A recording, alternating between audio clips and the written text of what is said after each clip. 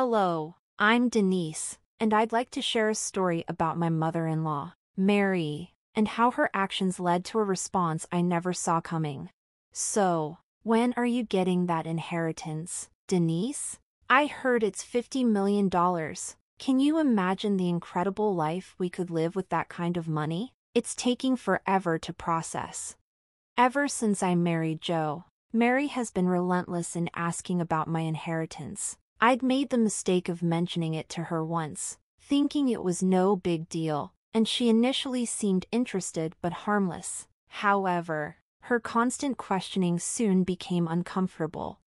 Even though Joe and his father, Michael, told her to stop prying, she wouldn't let up. They made it clear that the inheritance wasn't any of her concern and that we were already doing fine without it. But Mary kept insisting that the money could drastically improve our lifestyle, even suggesting we sell the old family house and move into a mansion.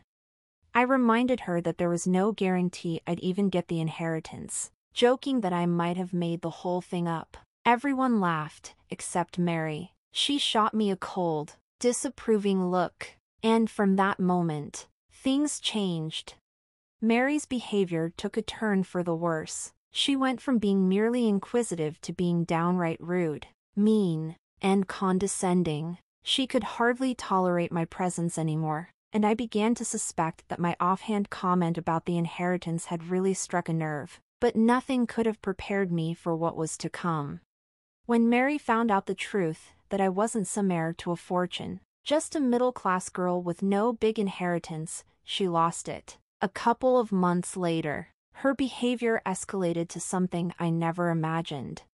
One afternoon, when Joe and Michael were away on a fishing trip, I was at home, taking a break from working on my laptop. I was walking to the kitchen when I saw Mary, wearing a look of disgust. She demanded I come to her room immediately, her tone sharp and urgent. I asked what was going on, but she just waved off my questions, insisting it was something important. Feeling a little anxious and unsure of her intentions, I wondered if it was about a post-nuptial agreement or something equally uncomfortable. Deciding to end the suspense, I followed her upstairs, unsure of what I was walking into. As I stepped into Mary's room, she quickly locked the door behind me, holding the keys, confused. I asked what she was doing, and she explained her intentions. Mary told me she was locking me in her room until I signed some papers.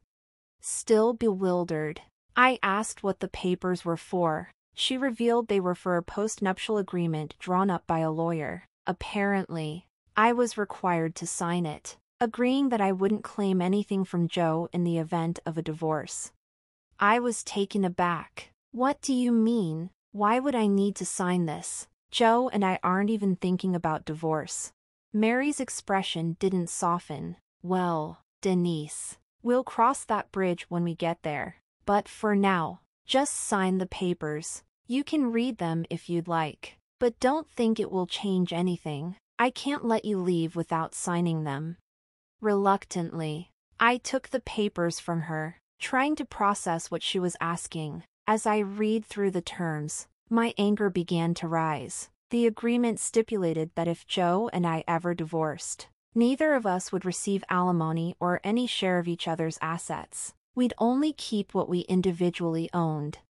This was beyond ridiculous. What is this, Mary? We never talked about a prenup or postnup. Why is this suddenly on the table? She shrugged nonchalantly. Things have changed. I thought you'd inherit $50 million. And a prenup seemed unnecessary, but now that it's not happening, I see you as a financial burden. Sign the postnup, and I'll figure out a way to make sure Joe leaves you. Everything clicked into place, and my heart dropped. So, all this time you avoided discussing a prenup to secure a share of my inheritance, didn't you? And now that I don't have it, you want me to sign away my rights to Joe's assets? How do you plan to get Joe to agree to this? Mary smirked. I'll make up some story, Denise. I can't have my son stuck with someone like you. He needs to divorce you and marry someone who can give him a better life. I didn't raise him all these years just to see him marry a financial burden. My blood boiled. What are you talking about? Joe doesn't care if I don't have a huge inheritance. That's not what matters to him. Well, it matters to me, she snapped. I let my son marry you because I thought you'd bring something to the table. Now, it seems you'll only drag him down. I can't let that happen. I was seething with rage. I was relieved I had told her there was no inheritance because otherwise, I never would have discovered the extent of her manipulation. Now it was clear why Joe and Michael had always been cautious about Mary. She was selfish and greedy, with no regard for her son or daughter-in-law. I couldn't help but wonder if Joe even knew about the postnup she wanted me to sign. Steeling myself for what was coming, I prepared to confront her. I knew she wouldn't let me leave without signing. Trying to keep my composure, I reluctantly signed the postnup, but I couldn't hold back any longer. I don't want to sign this, Mary. I need to protect myself too. If Joe agrees to a postnup, we'll consult lawyers, but I'm not signing whatever you've handed me. Mary's tone turned colder. Listen, Denise, I'm not letting you leave until you sign these papers. I can keep you here all day. Michael and Joe won't be back from their fishing trip anytime soon, and I know your boss is calling, wanting you back at work. I felt cornered, and the pressure built. Give me the key so I can get back to work. This is ridiculous, I muttered, feeling the weight of the situation. Without warning, Mary grabbed my hand with force, making me wince in pain, and started yelling that I was a gold-digging witch. Anxiety spiked in me as I could hear my boss's phone calls coming through, each one a reminder of how trapped I felt. I was on edge, my mind racing. Finally, unable to take it any longer, I signed the papers. Mary looked satisfied, and with a final dismissive look, she released me. The moment the door was unlocked, I bolted out of the room and locked myself in a different one. My hands were shaking as I called my boss to explain what had just happened. She was horrified by Mary's behavior and reassured me, telling me I could take time off to deal with my difficult mother-in-law. After the confrontation, I took pictures of the bruise forming on my hand from where Mary had grabbed me. As I stared at the mark, a wave of anger surged inside me. She had crossed a serious line. I realized then that I needed to take action to teach her a lesson. Not wanting to cause a scene while Joe and Michael were away, I decided to wait until they returned.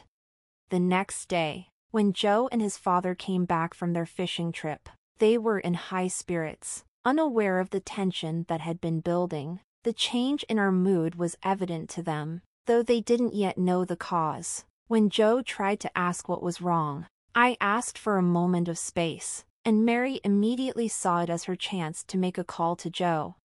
Within minutes of Mary's call, Joe stormed downstairs, his face twisted in anger. What the hell is this, Dad? Are you involved in this too? Confused, Michael glanced between us. What papers? What are you talking about? Joe didn't wait for an answer. It's a postnup Mom drew up for me and Denise. It's ridiculous. His frustration boiled over, and he turned to Mary. What's going on, Mom? What the hell is all this? Mary quickly interjected. She's just defending herself. Joe, I'm trying to protect you and us. This wife of yours is useless. She'll never help us live a better life. She'll only drag you down. She's a gold digger who lied to you about her inheritance. Joe stood frozen, his confusion palpable. What are you saying, Mom? What does Denise's inheritance have to do with us? Mary's voice grew more insistent. Joe, you don't understand.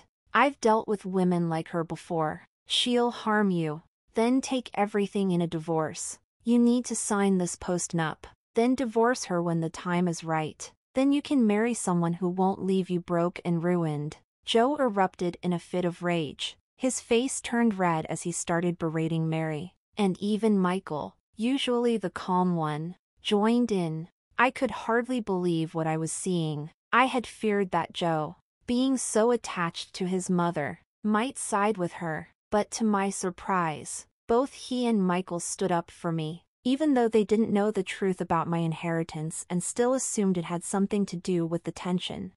After the heated exchange, Joe turned to me, his voice shaking with frustration. "Why did you sign the post-nup, Denise? You should have waited for me to deal with this. You knew I would never agree to something like that. Why did you let Mom bully you into this? I knew you wouldn't have asked for a post-nup, Joe.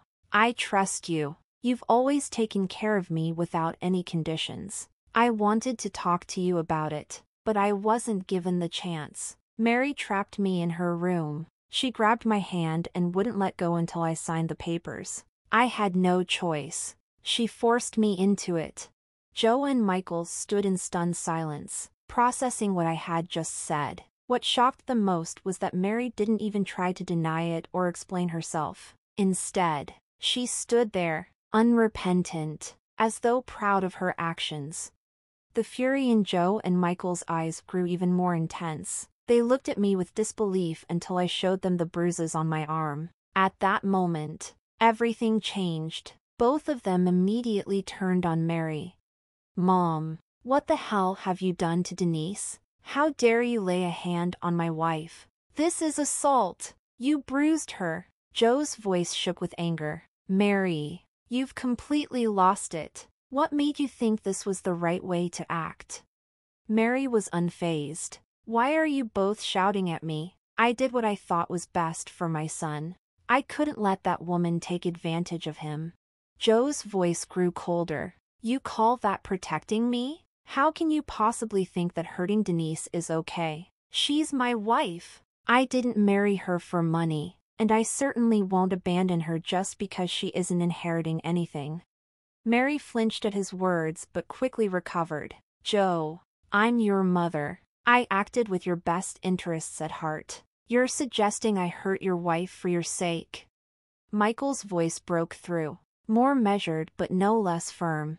"How can you be so heartless, Mary? Just because Denise isn't inheriting a fortune doesn't mean I'll leave her. We're fine. Both Joe and Denise have been nothing but generous to us. So why are you so fixated on money? Isn't life good enough for you?"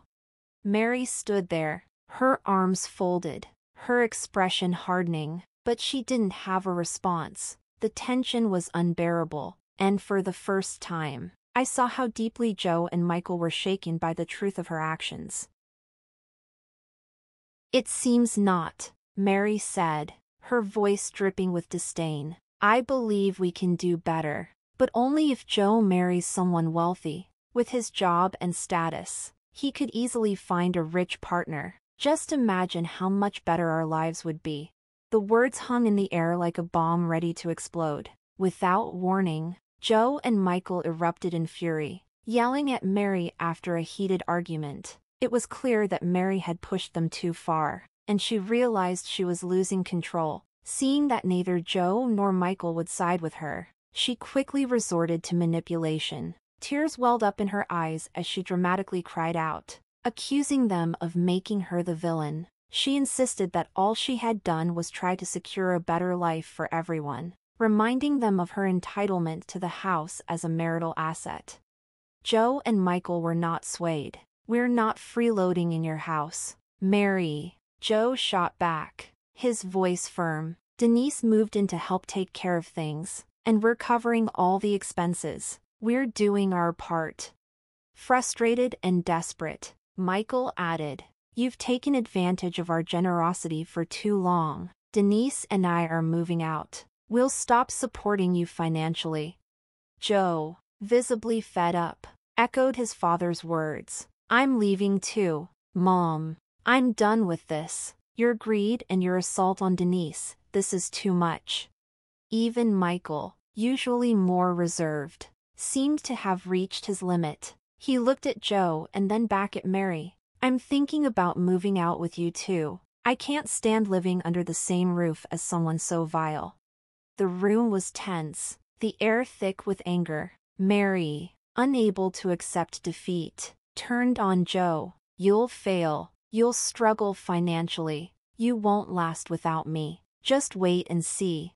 But Joe, his resolve hardening, shot back. If we fail, so be it, but I'll be fine. I'll take care of Denise. We don't need you, and I'm not putting up with your manipulations anymore. Mary's eyes flared with rage as she tried to shift the blame. You don't know what you're talking about, Joe. I did all of this for you, for us. Joe, seizing the moment, turned the conversation to the heart of the matter. You need to wake up, Mary. It's time for you to understand the consequences of your actions. Before Mary could respond, Joe locked eyes with her and said, and as for you, Denise, I'm more than capable of handling things. We'll be just fine without her. Mary scoffed, her voice dripping with sarcasm. Oh, really? What do you think, Denise? Your job is barely enough to support yourself, let alone all of us. Without my house, where would you go? You're just an opportunist trying to take advantage of my son. I stood my ground. That's not true, Mary. I'm not broke, and I'm not a gold digger. In fact, I'm quite wealthy, holding around $50 million, not all of it in cash, but it's more than enough to manage. The room went silent. Joe and Michael froze. Mary's face twisted in confusion. Wait, what? What are you saying? You told us there was no inheritance, and now you're claiming you lied about it? I couldn't help but smile inwardly. This was it, the moment Mary would finally understand how wrong she'd been. I was just messing with you, Mary. I got tired of your persistence and figured I'd throw you off. I never expected it to cause such a huge reaction or expose your true intentions. Honestly, I'm relieved now that I teased you that day. Mary's face went pale, and even Joe and Michael seemed a bit taken aback. I could see the wheels turning in her mind as she tried to salvage the situation. With a nervous laugh, she awkwardly said, "Oh my God, you were just joking. You're so silly, Denise. I thought you were serious about having no inheritance. That was mischievous of you. You should have cleared that up sooner, and we could have avoided all this trouble. Mary, if I'd clarified earlier that it was just a joke, you wouldn't have gone through with making that post, right? You wouldn't have tried to destroy my marriage," I said, my voice steady but sharp. She paused, her eyes widening as the gravity of her actions sank in. "I suppose I got carried away, Denise," she muttered, lowering her gaze. "I shouldn't have been so harsh. I didn't even give you a chance to explain. That was incredibly rude of me. Look, I've torn up the post. It's over. We don't have to worry about it anymore." "No, Mary," I replied firmly. "You don't need to concern yourself with my inheritance anymore. I've made up my mind. I don't want any relationship with you again. If Joe agrees, I'm more than ready to leave and cut all ties." Joe, who had been quiet up until this point, finally spoke. "We've made our decision, too. Mom's actions have shown me exactly what she's all about. I won't let her manipulate or take advantage of Denise. We're moving out this month, and that's final. Dad will be joining us." It was clear that Mary had been backed into a corner. Both Joe and I were resolute in our decision to leave. We'd already begun looking for a new home, and within a month, we found 3 properties about an hour away from Mary's house. The process was smooth. With our financial stability, buying and moving into a new home wasn't as complicated as it might have been for others. Michael, too, decided to join us. He was determined to escape Mary's toxic influence and start fresh. He had already begun divorce proceedings that same month, much to Mary's frustration. Despite her tearful pleas and desperate attempts to convince us to stay, we remained firm in our decision. Mary owned a house, but without a source of income and unable to claim alimony because Michael, like Joe, supported her financially. She was in a precarious position. In an ironic twist of fate, Michael ended up with half ownership of the house they had purchased together, which forced Mary to sell it since she couldn't afford to buy him out. It was a bittersweet moment of justice when she realized that her greedy attempts to claim my inheritance had backfired. The divorce process dragged on for nearly a year, as the judge ordered a separation, and Mary was forced to sell the house quickly to cover her living expenses. But without a steady income, she struggled to make ends meet. Once the divorce was finalized, Michael received his share of the property, and he moved into a modest apartment, respecting our need for privacy. Even though he had moved out, we continued to offer him financial support, knowing he was going through a tough time, and we were in a position to help.